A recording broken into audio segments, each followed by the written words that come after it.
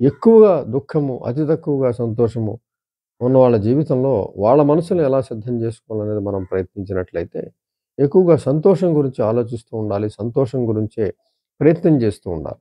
ఎందుకంటే మనసు దేని గురించి ఆలోచిస్తే, ఆ రకమైనటువంటి స్పందించడానికే మనసుకి ఎక్కువ అవకాశం ఉంటుంది. కాబట్టి మనం సంతోషం అనేది మన మనసుకి లక్ష్యంగా నిర్దేశించినప్పుడు, తప్పనిసరిగా అది గూడా సంతోషం వైపుగా ఆలోచిస్తుంది. లేదు మనము పొద్దున లేచిన దగ్గర నుంచి దుఃఖము, విచారము, జరిగిపోయిన విషయాలన్నీ గూడా తలుచుకోవడం మొదలుపెడితే, మనసు గూడా దానికి సంబంధించిన అనేక విషయాలను మళ్ళీ ముందుకు తోస్తూ, మరింత మూడ్‌ని మరింత పాడు చేసే అవకాశం గూడా ఉంటుంది. మరింత దుఃఖపూరితం చేసే అవకాశం ఉంటుంది.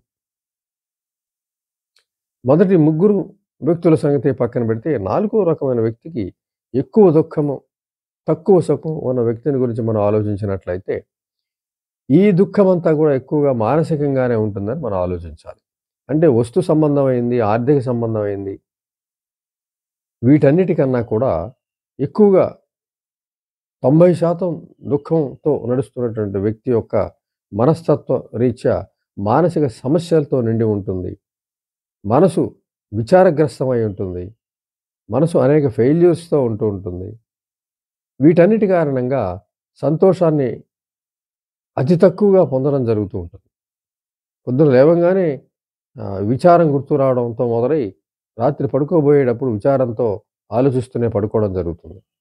జీవితంలో అనేకమైనటువంటి ఫెయిల్యూర్స్, విచారాలు ఉండడం కారణం అవుతూ ఉంటాయి. నిజానికి ఏవి ఉన్నప్పటికీ కూడా సంతోషంగా ఉండొచ్చు అనేది మనం సైకలాజికల్‌గా మనసుని రూపుదిద్దుకోగలిగితే అది సాధ్యం అవుతుంది. ఎందుకంటే మనం చెప్పుకున్నటువంటి తరం, నాలుగో రకం వ్యక్తిలో ఎక్కువ విచారం ఉండడానికి కారణం అనేక మానసికమైనటువంటి సమస్యలు, వాటిని జయించలేని పరిస్థితులు ఆ రకం వ్యక్తుల్లో మనం గమనించొచ్చు. సాధారణంగా మనం చెప్పుకున్నట్టుగా మానసిక సమస్యలు మనసుని మనసు యొక్క ఆనందాన్ని నిర్దేశిస్తాయి. మానసిక సమస్యలన్నీ కూడా మనసు యొక్క స్థితిని పేదరికంగా మార్చేసి, సంతోషాన్ని గూడా దుఃఖంగా మార్చేయగల పరిస్థితిలో ఉండగల బలవంతంగా ఉండే పరిస్థితి కూడా ఉంటుంది ఒక్కొక్కసారి. అంటే మనం ఏదన్నా సాధించినా గూడా అది లెక్కలేని పరిస్థితిలోకి తీసుకువెళ్ళి, అది వ్యక్తి గొప్పతనం కాదని, ఏదో అదృష్టానికో, లేదంటే అవతల వాళ్ళ బలహీనతకో అంటగట్టి, దాన్ని గూడా విచారంగా మార్చేసే సందర్భం గూడా మనసుకి ఉంటుంది. ఎంచేతంటే మనసు యొక్క తీరు ఆ విధంగా మారిపోవటం కారణంగా.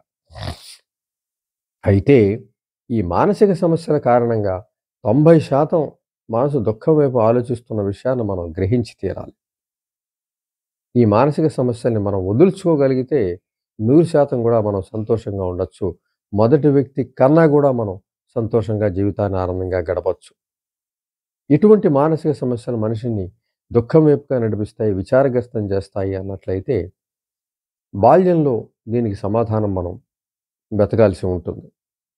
1 నుంచి కడుపులో పడ్డ దగ్గర నుంచి స్కూలుకి వెళ్ళేంత వరకు దశలో ఏం జరిగింది అనేది తర్వాత జీవితం యొక్క విచారము లేదా సంతోషాన్ని నిర్ణయిస్తాయి. అక్కడ సరైనటువంటి ప్రేమ, అభిమానము, దగ్గరతనము, ఆప్యాయత, శ్రద్ధ, ఆసక్తి, చక్కటి పెంపకం లభించినప్పుడు తర్వాత జీవితం అంతా గూడా ఆనందదాయకంగా కొలిగే అవకాశం ఉంటుంది. అయితే మానసిక సమస్యలు అక్కడ ఎందుకు ఏర్పడతాయి? వ్యక్తి కావాలని నేర్చుకోడు గదా! చిన్నప్పుడు ఏం తెలీదు గదా! తెల్ల కాగితంలా పుట్టిన వ్యక్తికి ఈ మానసిక సమస్యలను ఎవరు రాస్తారు? అంటే ఇంట్లో తల్లిదండ్రులు రాస్తారు. వాళ్ళెందుకు రాస్తారు? బిడ్డ జీవితం బావుండాలనే గదా అందరూ కోరతారు. కానీ వాళ్ళకి కూడా వాళ్ళకి పెద్దవాళ్ళ నుంచి వచ్చిన మానసిక సమస్యలు ఉంటాయి. అవి వాళ్ళు గ్రహించని పరిస్థితి ఉంటుంది. అదే ధోరణి కొనసాగుతూ ఉంటుంది. మానసిక సమస్యలు ఒక తరంలోనో మొదలవుతాయని చెప్పలేం. చాలా తరాల నుంచి వచ్చేస్తూ ఉంటాయి. ఇద్దరిలో ఎవరో ఒకళ్ళు ఉండొచ్చు. లేదంటే ఇద్దరికీ ఉండొచ్చు. సాధారణంగా జంటలు ఏర్పడినప్పుడు చూసినట్లయితే ఎవరో ఒకళ్ళలో ఉండొచ్చు. రెండోళ్ళలో లేకపోవచ్చు. లేదంటే ఇద్దరికీ గూడా ఉండొచ్చు. అటువంటి సందర్భం మరింత కఠినంగా ఉంటుంది.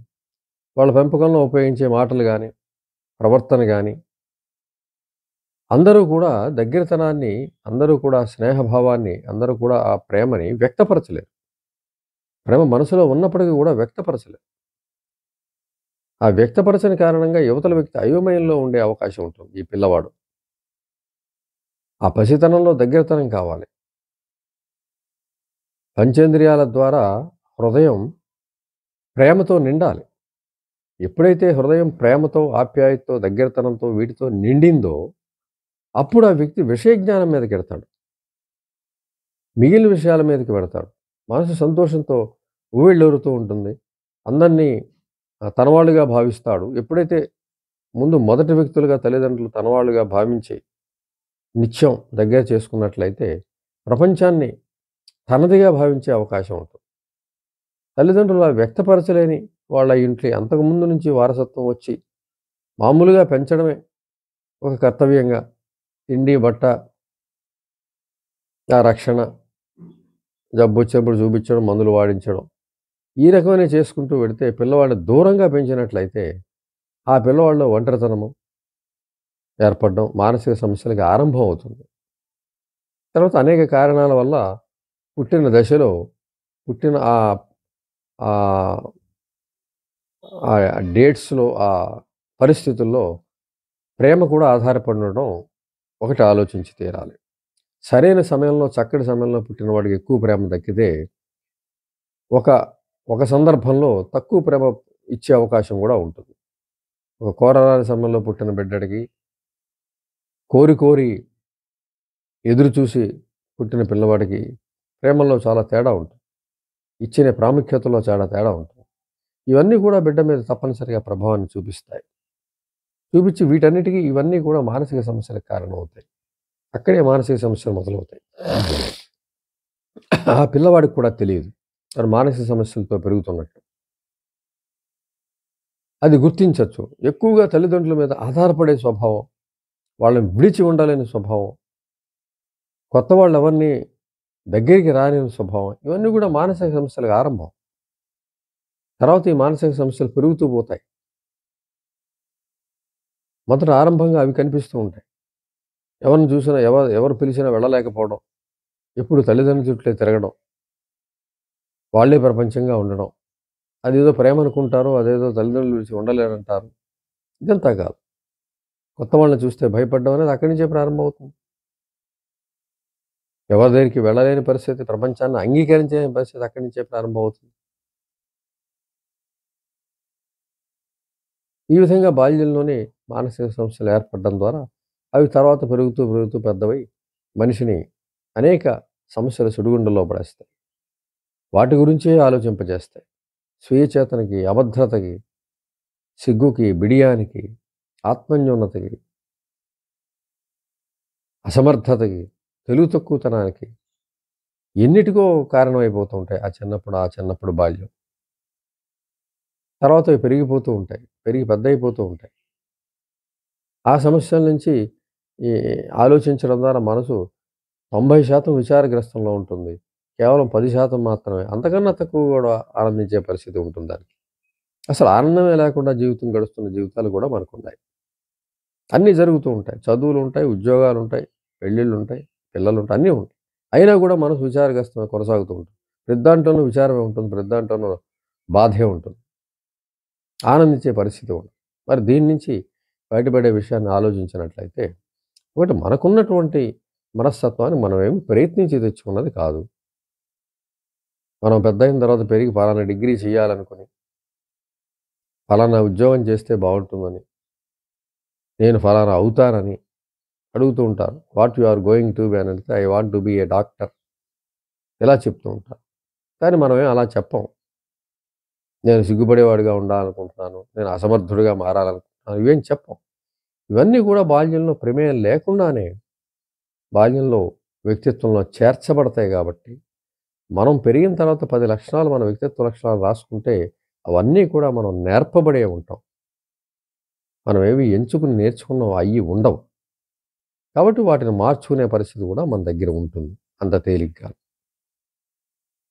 తప్పనిసరిగా ఏవైతే ఉన్నాయో అవన్నీ రాసుకొని, వాటికి వ్యతిరేకమైనటువంటివి అంటే వ్యతిరేకమైన వాటికి వ్యతిరేకమైనవి పాజిటివ్‌గా ఉంటాయి కాబట్టి నాలో సిగ్గుపడే స్వభావం ఉంది. నేను సిగ్గుపడను, నలుగురితో కలుస్తాను. నాలో అసమర్థత ఉందని భావిస్తున్నాను. లేదు, నేను సమర్థుడని భావిస్తున్నాను. ఈ విధమైనటువంటి పాజిటివ్ లక్షణాలు రాసుకున్నట్లయితే, వాటికి తగ్గట్లు ప్రవర్తిస్తున్నట్లయితే, ఖచ్చితంగా నిర్ణయం తీసుకొని మంచి గుడ్ డిటర్మినేషన్‌లో వెళ్ళినట్లయితే, పాత లక్షణాల స్థానంలో కొత్త లక్షణాలను రీఇన్ఫోర్స్ చేయొచ్చు. రీఇన్ఫోర్స్ చేయడం ద్వారా వ్యక్తిత్వాన్ని మార్చుకోవచ్చు.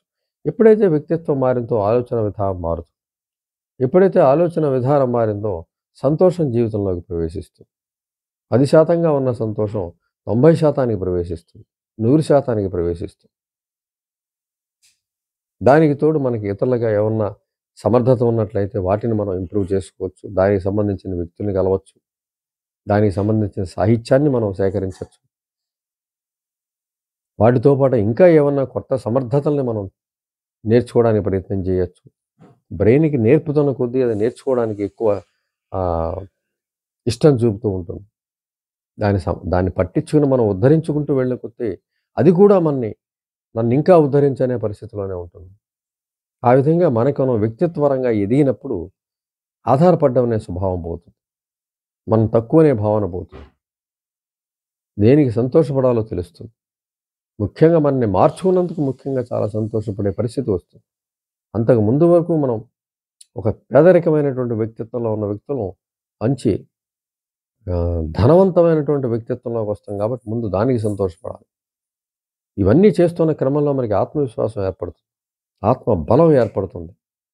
వ్యక్తికి మనం తిరుగులేని వ్యక్తిగా మనం నిలబడగలుగుతాం. అంతవరకు దుఃఖపూరితంగా ఉన్న వ్యక్తులం సంతోషంగా ఉండగలుగుతాం. స్వయంగా పనులు చేసుకోగలుగుతాం. జ్ఞానం పెరుగుతుంది. అంతవరకు మెదడు సమస్యల గురించి ఆలోచించినటువంటి మనసు విషయ పరిజ్ఞానం వైపు ఆలోచించడం మొదలుపెడుతుంది. తెలివితేటలు పెరగటం మొదలుపెడతాయి. ఆ విధంగా మనసు సరైన స్థితికి వచ్చినప్పుడు మనం కూడా సంతోషాన్ని జీవితంలో పెంచుకోగలుగుతాం. ఆనందాన్ని పెంచుకోగలుగుతాం. అద్భుతమైన జీవితాన్ని అనుభవించగలుగుతాం. ఈశ్వరుడు మన జీవితాన్ని అనుభవిస్తూ వచ్చిన మనమే అద్భుతమైనటువంటి జీవితాన్ని మనం స్వయంగా నిర్మించుకోగలుగుతాం. ఇదంతా కూడా సాధ్యమయ్యేది మన సమస్యల్ని మనం జయించినప్పుడే, జయించగలము అనే విషయాన్ని నమ్మినప్పుడే, దాని గురించి కృషిని, యుద్ధాన్ని మొదలుపెట్టినప్పుడే.